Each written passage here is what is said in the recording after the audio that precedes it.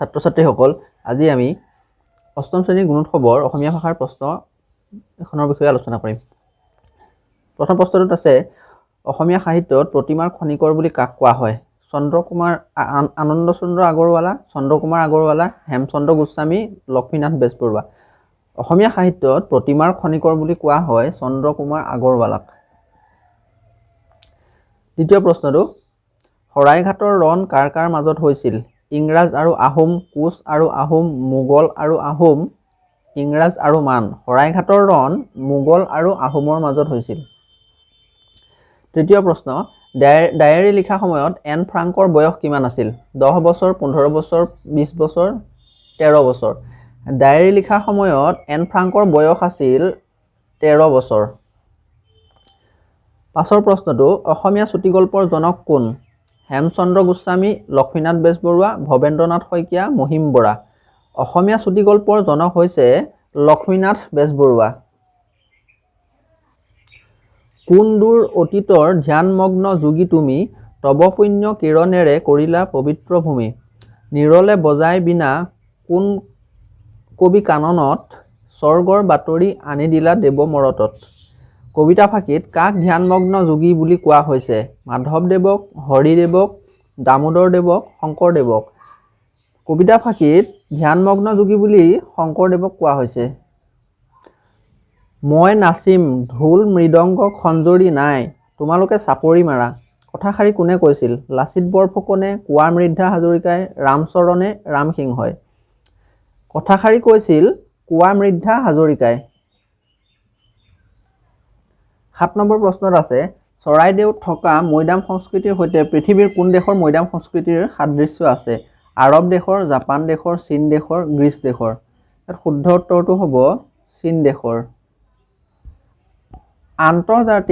আন্তৰ্জাতিক নাৰী সবলীকৰণ আৰু সমমৰ্যাদাৰ বৰ্ষ হিচাপে ঘোষণা কৰা চনটো হ'ল 2001 চন, 2005 চন, 2009 চন, 2017 চন।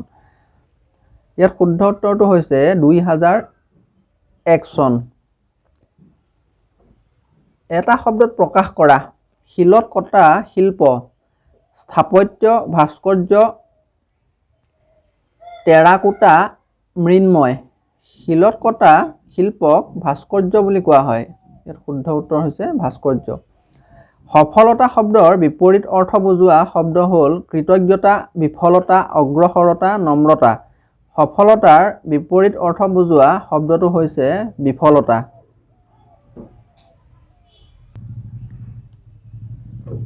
জাননীখন পঢ়ি 11 আৰু 12 নম্বৰ প্ৰশ্নৰ উত্তৰ দিয়া। এখন জাননী দিছে, ইয়াৰ দ্বাৰা শিৱসাগৰীয়া সাংস্কৃতিক প্ৰেমী ৰাইজক জনোৱা হ'ল যে শিৱসাগৰৰ অগ্ৰণী সাংস্কৃতিক অনুষ্ঠান সপ্তকে জ্যোতিপ্ৰসাদ আগৰৱালাৰ জন্মদিনটো শিল্পী দিৱস হিচাপে উদযাপন কৰিবলৈ লৈছে।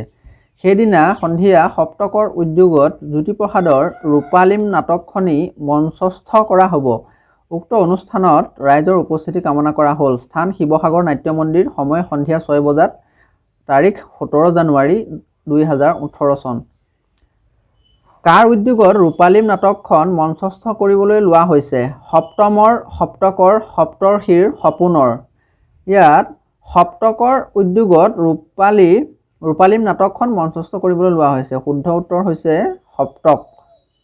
কোনজন শিল্পীৰ জন্মদিনটো শিল্পী দিৱস হিচাপে পালন কৰা হ'ব? ফণী শৰ্মাৰ, বিষ্ণুপ্ৰসাদ ৰাভাৰ, ভূপেন হাজৰিকাৰ, জ্যোতিপ্ৰসাদ আগৰৱালাৰ। শিল্পী দিৱস হিচাপে জ্যোতিপ্ৰসাদ আগৰৱালাৰ জন্মদিনটোক পালন কৰা হয়। দফাটো পঢ়ি 13 আৰু 14 নম্বৰ প্ৰশ্নৰ উত্তৰ দিয়া। মহাত্মা গান্ধীয়ে প্ৰাক স্বাধীন কালতেই নাৰীক অৰ্থনৈতিকভাৱে স্বাৱলম্বী কৰাৰ কথা চিন্তা কৰিছিল। খাদী উদ্যোগেই আছিল এই ক্ষেত্ৰত গান্ধীজীৰ প্ৰথম পদক্ষেপ। তেওঁ গংগাবেন মজুমদাৰ নামৰ এগৰাকী বিধৱা মহিলাৰ দ্বাৰা গুজৰাটৰ সবৰমতী আশ্ৰমত খাদী কাপোৰৰ উৎপাদনৰ পাতনি মেলিছিল। কোন মহিলাৰ দ্বাৰা গান্ধীজীয়ে খাদী কাপোৰৰ উৎপাদনৰ পাতনি মেলিছিল? অমলপ্ৰভা দাস, মীৰাবেন, চন্দ্ৰপ্ৰভা শইকীয়া, গংগাবেন মজুমদাৰ। গান্ধীজীয়ে খাদী কাপোৰৰ উৎপাদনৰ পাতনি মেলিছিল গংগাবেন মজুমদাৰ নামৰ মহিলাগৰাকীৰ দ্বাৰা। 14 নম্বৰ প্ৰশ্নত মহিলাক অৰ্থনৈতিকভাৱে স্বাৱলম্বী কৰাৰ বাবে গান্ধীজীয়ে কি উদ্যোগ স্থাপন কৰিছিল? খাদী উদ্যোগ, পুতলা উদ্যোগ, শিল্প উদ্যোগ, মীন উদ্যোগ। ইয়াত শুদ্ধ উত্তৰটো হ'ব মহিলাক অৰ্থনৈতিকভাৱে স্বাৱলম্বী কৰাৰ বাবে গান্ধীজীয়ে খাদী উদ্যোগ স্থাপন কৰিছিল। 15 নম্বৰ প্ৰশ্নত আছে তলৰ কোনটো ফুল শব্দৰ সমাৰ্থক? তৃণ, বৃক্ষ, পুষ্প, পত্ৰ। ফুল শব্দৰ সমাৰ্থক শব্দটো হৈছে পুষ্প।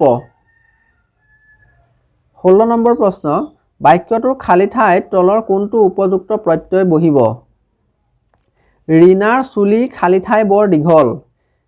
এ আছে খিনি, বিত আছে বুৰ, চিত আছে গোচা আৰু ডি আছে হৈছে কোচা। ৰীণাৰ চুলি কোচা বৰ দীঘল। ইয়াত চুলিৰ ক্ষেত্ৰত কোচা প্ৰত্যয় ব্যৱহাৰ হ'ব। অৰ্থাৎ শুদ্ধ উত্তৰটো হ'ব কোচা। ৰীণাৰ চুলি কোচা বৰ দীঘল। 17 নম্বৰ প্ৰশ্ন এটা যুক্তাক্ষৰ দিছে, যুক্তাক্ষৰটো ভাঙিলে তলৰ কোনটো হ'ব সেইটো সুধিছে। মূৰ্ধন্য ষ যোগ ঞ, মূৰ্ধন্য ষ যোগ দ্বিতীয় ছ, মূৰ্ধন্য ষ যোগ মূৰ্ধন্য ন, তাৰ পাছত আছে মূৰ্ধন্য ষ যোগ দন্ত্য ন। ইয়াত যিটো যুক্তাক্ষৰ দিছে তাত মূৰ্ধন্য ষ আৰু মূৰ্ধন্য ন যুক্ত হৈ আছে।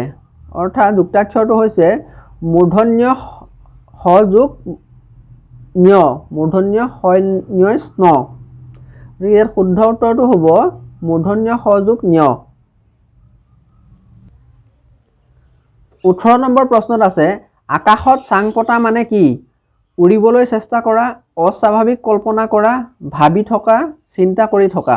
আকাশত চাং পতা মানে হৈছে অস্বাভাৱিক কল্পনা কৰা, যিটো নেকি সম্ভৱ নহয়।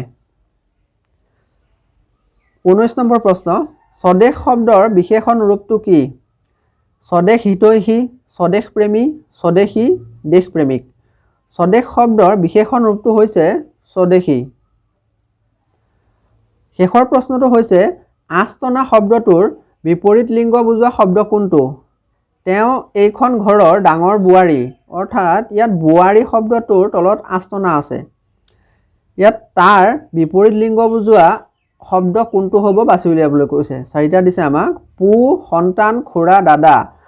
বোৱাৰীৰ বিপৰীত লিংগ বুজোৱা শব্দটো হৈছে পু, অৰ্থাৎ পুত্ৰ।